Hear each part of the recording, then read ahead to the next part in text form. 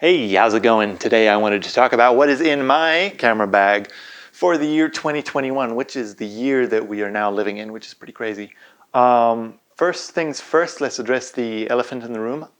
I don't have a camera bag, but I've been watching a bunch of these What's in My Camera Bag 2021. And it can get depressing sometimes, right? You watch all these videos and you see all this cool gear, and these guys all have one, $3,000 Sony a7S III, and they have two $2,000 lenses, and they have the latest DJI drone and the Peter McKinnon backpack and ND filters, and it just gets to be so much. And I, like a lot of other videographers, I'm sure, get gear envy. And I start thinking, why don't I have this nice gear? Why can't I afford this nice gear? What am I doing wrong? I'm here to tell you that you're not doing anything wrong. It's okay to have gear that's a few years old. So I would like to talk about my gear and a couple of tips, 3, maybe 5, we'll see what happens, on buying gear and what my philosophy is for buying gear. So first things first is my camera itself. I own a 3-year-old Fuji X-H1. I bought the X-H1 for a couple of reasons. One, obviously it fit within my budget. 2, it shoots professionally, like it's got 420 8-bit F-log footage, which is nice and flat. It shoots a really nice color profile, nice picture. So I feel confident using this camera on small commercial gigs. You know, if I'm shooting an interview, doing some B-roll, stuff like that. I won't shoot a feature with it, but it shoots really nice footage, and I'm very happy with it. On the other hand, it has a really good in-body image stabilization, which is really nice when I'm out with a family, going on a hike or walk or something. It's nice not to have shaking everywhere. And that kind of goes with my first point, which is buy what you need.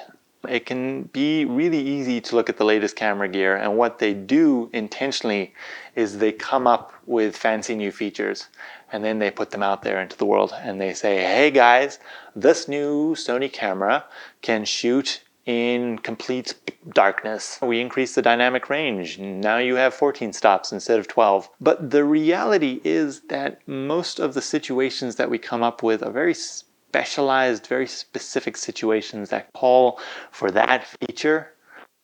But 90% of the time that we're shooting, we're not going to need that. All we need is a simple camera that shoots video.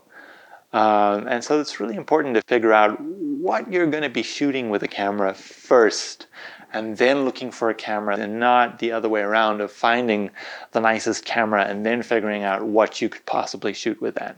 Moving on to my lenses. I have the Fuji 16-80 f4. It's not a great lens for like low light stuff, but it does the job, creates a really nice sharp image, and it has a very good range. I figured I'll be, traveling with this lens. I'll be doing a wide variety of things, so I wanted a lens with a nice big range and a constant f-stop throughout. So that's why I bought that lens, and it's done very nicely. My other lens, just in case I need it, is this Nifty 50 by Canon. Great lens. Everyone should own a Nifty 50 or the equivalent, along with the Viltrox speed booster. So the speed booster kind of increases the amount of light coming through the lens, makes the APS-C small sensor camera work more like a full frame.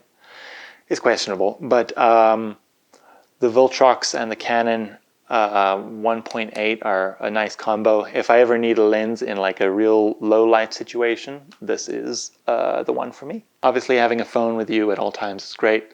This is a Galaxy S7 Edge. It's fairly old, but it does the job. And I like Lightroom on my phone. Lightroom is free on the phone and very capable. So I would recommend anyone get that. Moving on, we have this power brick. This is a pretty cheap one, but it works amazingly well. It holds a charge for a really long time, and I've been really impressed with it. It has saved me on airplane flights where my phone battery is dead and they don't have a charger. You can just plug this in and use that puppy all day. Or if you have any other electronics or gear or anything that uses a USB charger, you're set. This is a puzzle. Hanayama puzzles. I love these. They have different difficulty settings, and I always get the hardest one, not because I'm great at them, but because they take me a really long time, sometimes literally months to finish. I got this one for Christmas, and I have not figured it out yet. So I just like having something to fidget with while I'm waiting or while I'm sitting around or even while I'm working. You know, if you're doing work that, you know, you have to render, you have to import clips, you have to do stuff that requires waiting in between. Just having something to do is kind of nice. This is a Maasai blanket. It is from Kenya. They're great. I love it. I used to wear a blanket around college and people would look at me weird. But once you have tried the blanket life, there's truly no going back. So you may have noticed a couple of random things in my camera bag. And the reason for that is that all work and no play makes Jack a dull boy. And it is my belief that just having some things that are recreational, that are not serious or work related is really nice. Just, I don't know, freeing yourself up. And it makes sets, makes like film sets or video sets. Uh-oh. My computer just crashed and the dynamic background is down. I'm just going to turn this off. We won't worry about that. Anyway, as I was saying, having like a game or an instrument or something. An instrument might be a bad idea, honestly, but ukulele is a pretty pleasant enough sound. You can play it for, you know, like half an hour without people getting too mad at you. Always take coffee or tea or something. I recently bought a Nook from my wife, actually. The whole idea for me is that anytime I have a spare moment, anywhere, any time of any day, I pull this out and I get on social media and I check the news and I check my email and I'm sick of it. I'm truly sick of it. And yet I still do it. But the idea is that I will begin to pull this out instead and read a couple of pages. Right now I'm reading The War of Art, which is a fantastic book. Got the computer back up and running. These headphones are the Sony Studio Monitor headphones, and they are the MDR7506. These are just amazing all-round headphones. They're comfortable, they're affordable, they have great sound quality, and they're just good all-round headphones. On the non-professional audio side, I've got a pair of true wireless Tozo earbuds. They have built-in noise cancellation and connect easily, and they're kind of a middle-of-the-road price point, so very affordable, really nice purchase. If you're traveling or if you're on set or whatever you're doing, if you just want to listen to something on your phone, some music while you're in between shoots or something, these are a great little accessory to have. Next up, we have a microphone. This is the Movo VXR10, I think it is, Pro. The Pro has the shock mount, which is nice. Great little mic. I did a lot of research comparing this one to the Rode equivalent, which is the Rode Video Micro, maybe, and this one's actually very comparable. What's nice about the Pro version is it has a headphone jack in the back, so if you can't monitor your audio through your camera, you can do that straight from the mic. Can you hear me? We're just waiting. We're waiting for the video to buffer because my internet is slow. My lavalier microphone is a Fifine KO37B, I think it is.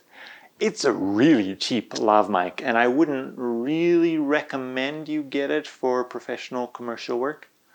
But that's the mic I'm using right now, and honestly, it doesn't sound too bad. It's not amazing, especially if you hear it compared to like a professional quality microphone. But honestly, for the stuff that I'm doing with it, it works great. Obviously, always have some spare lens cleaners on you. These are just so nifty. I wear glasses. I wear masks because of COVID, and glasses are always getting fogged up. Memory cards, obviously these are always good to have on you. I love the XH1 because it has 2 SD card slots in it, so I never really have to worry about running out of memory. This is my laptop. It's an older Asus, but it does the job. Card reader, always good to have on you. So, I don't have a camera bag, but that is what would be in my camera bag were I to have one.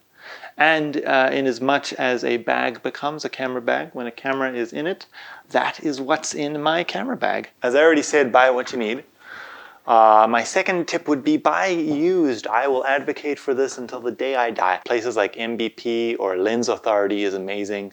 I've bought a bunch of stuff from there and they're great. The third piece is to buy old. You don't need the newest equipment all the time. At this point, cameras from 3-4 years ago can still shoot amazing 4K footage.